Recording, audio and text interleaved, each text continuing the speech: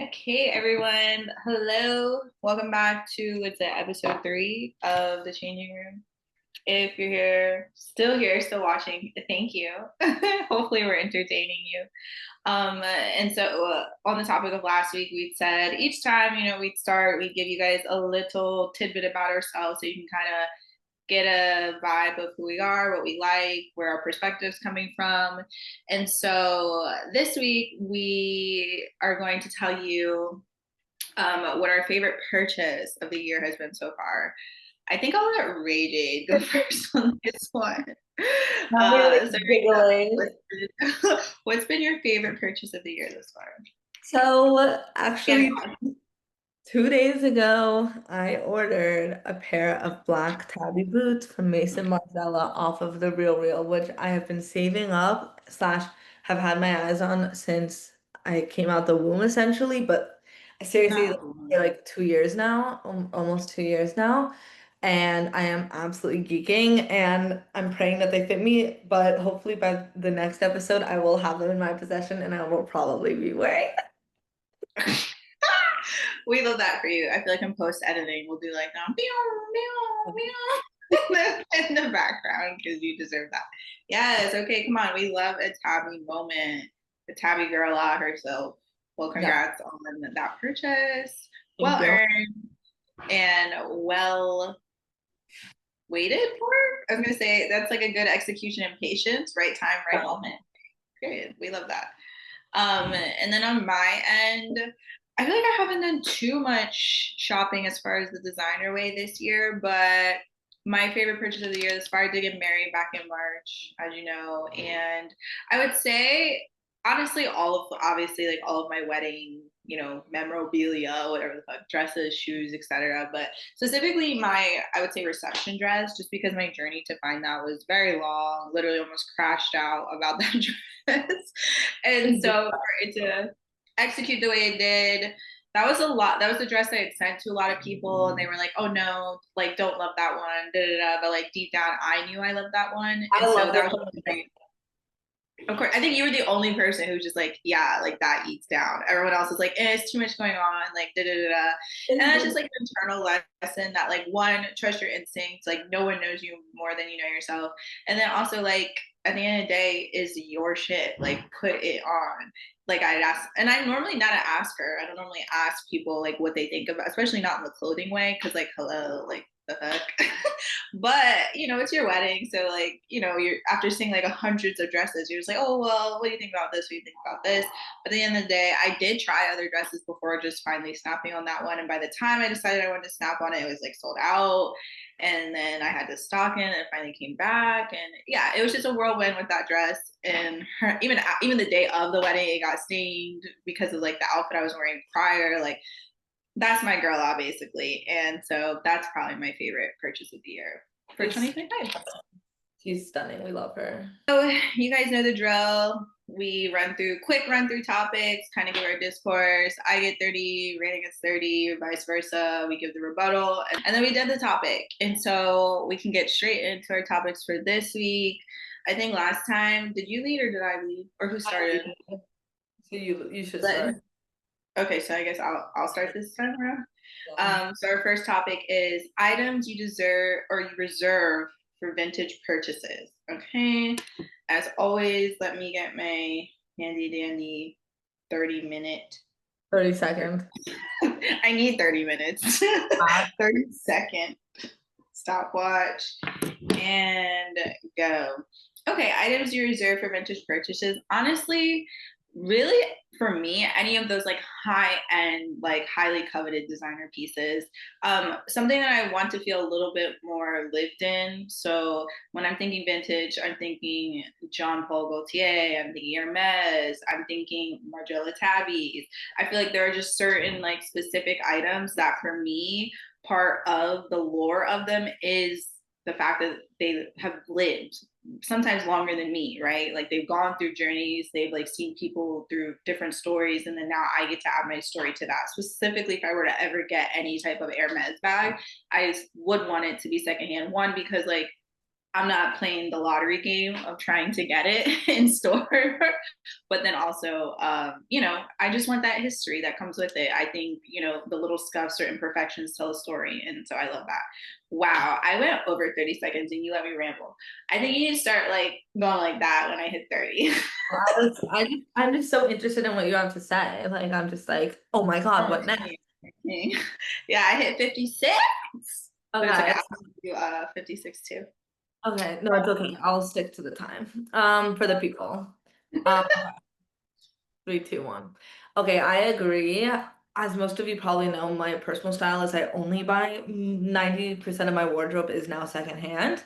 But my tabby boots, if you buy a pair of tabby boots or like any type of boot like that off rip, like that's kind of cringe, I'm not gonna lie.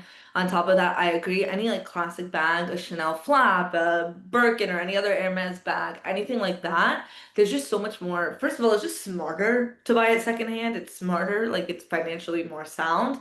But on top of that, it looks better. There's more history. It's just for the vibes. Okay, my 30-second rebuttal. I don't really even have a rebuttal, so I'll keep it short. But yeah, pretty much just backing up what you said. I like the financially stable or financially smart aspect of it too.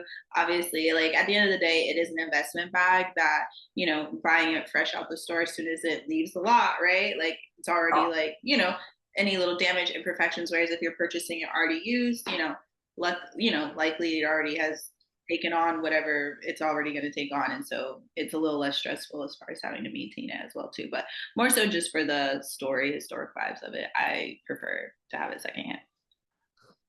yeah, mine will be really quick as well. Also, like you can find really beautiful, like not one of a kind, but like very unique pieces vintage, especially when you said Jean Paul Gaultier. I just actually got rid of my first ever vintage designer purchase, which was this beautiful JPG sheer tank. So I was a little sad, but yeah, vintage, super unique. Like you can find really special pieces that way that not everyone's gonna have. Good. All right, on to our next topic. I feel like maybe I was thinking of you like when I was coming up with these topics, even though you helped me, because now the second one I'm like, wait, why is this like so Rayna specific? I mean, I can't. Okay, so the yep, idea of a personal uniform is the second yep. topic. I'll repeat it. The idea of a personal uniform. Okay, idea of a personal uniform. I'm definitely here for it in like everyday life. I definitely think it just allows you to show up more consistent to your brand, more consistent to how you want to be perceived in the world, and it allows you to just move more efficiently. You're not constantly feeling overwhelmed by, color schemes and following trends. Something that's true to your core is a little bit easier to manage and also just helps solidify your branding in and of itself. However, I do feel like sometimes it can be a little constricting, but I'm going to stop there. Okay, that was 31. I didn't finish my thought, but it was 31 seconds. I'll finish up my rebuttal, but go ahead. Okay, so as most of you probably know, I have a pretty strong sense of a personal uniform. I only wear black and white. 90% of my closet is secondhand, vintage designer, 100% cotton, silk, like all of these things. I do that for a very intentional reason. One, it's great for my branding. People now associate me with a lot of the brands I wear, the pieces I wear. That will then make them think about me more in a business way. Also, it makes my life 10 times easier when it comes to getting dressed in the morning, packing for trips, everything like that. But I'm gonna shut up because I'm at 30 seconds. It's kind of a fun one. Damn, we should do it longer. No, I'm just kidding. Oh. Okay, let me reset. 30 seconds.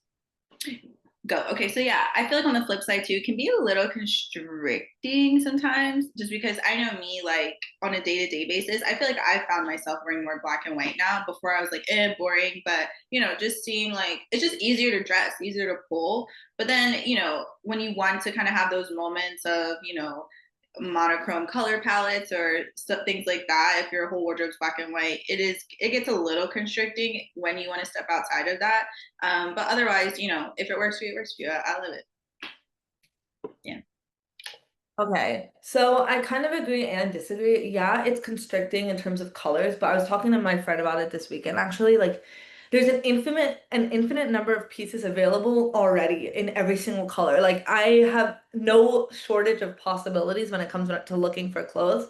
However, what I do have to be is more intentional with the fabrics, the textures, the layering. So by like lessening the amount of colors I shop, and not that that is the only way of having a personal uniform, it forces me to be more intentional with like the small details and like the small parts of the pieces I own.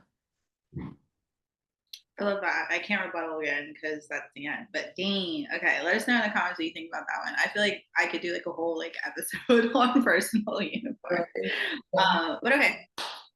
Next topic. Keep it quick. France banning fast fashion influencers slash influencing. All righty, we will start now. I would say at face value, I think, it's very necessary. Climate change is real, or at least I think. I'm not a scientist, but I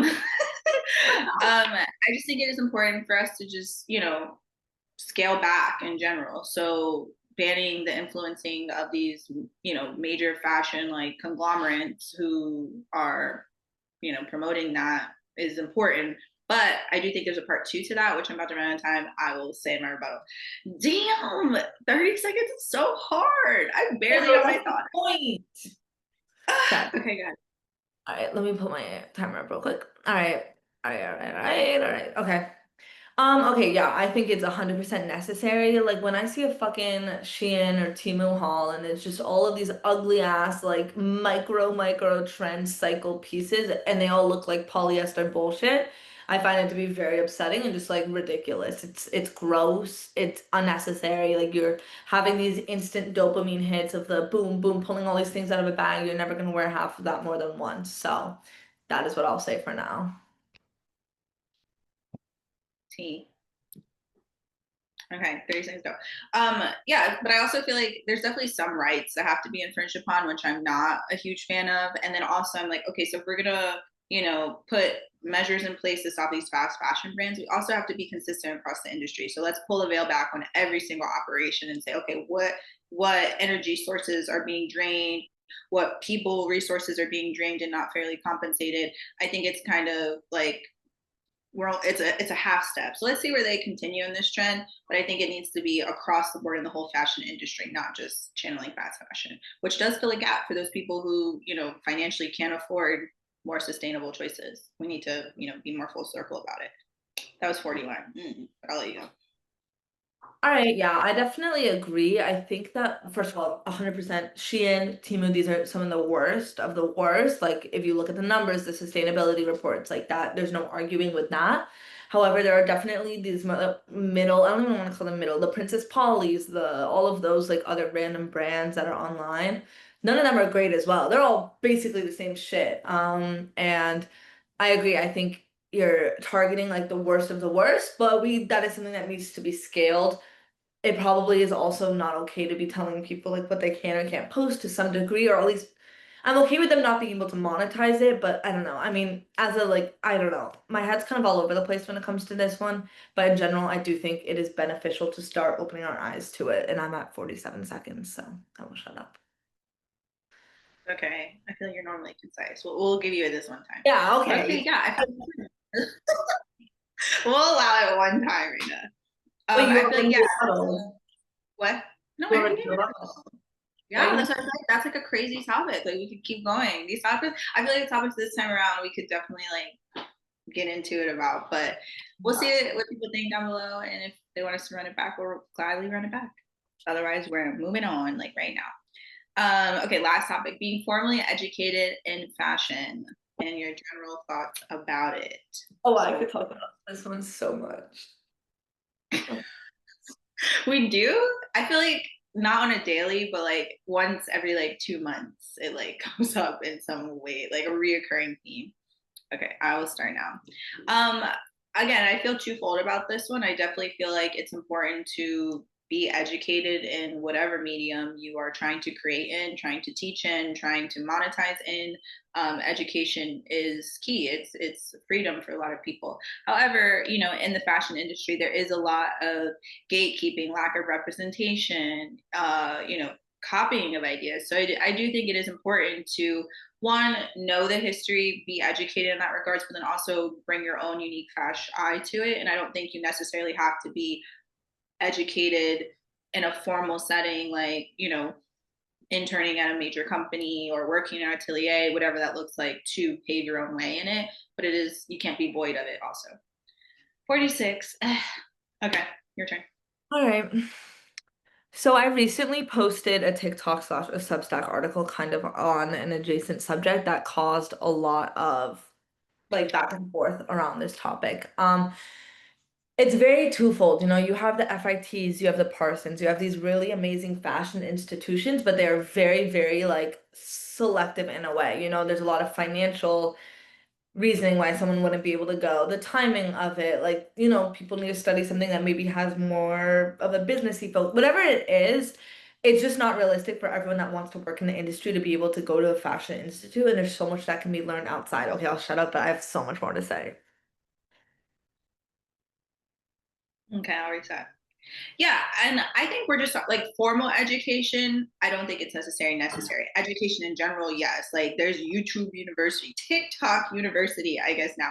Even though those might not be the most like vetted forms of information, there's a local library. You know what I mean? Like there were these like fashion icons. Like I just finished reading Leon Talley's like autobiography, or Andre Leon Talley's autobiography, and he educated himself essentially until he was able to get into these doors. So it's like you can make it happen. So like yes, there can be a gate that you're kept outside of, but you can overcome and, like I said, carve your own lane and still wind up in the same rooms as everyone else. So don't let that be a deterring factor.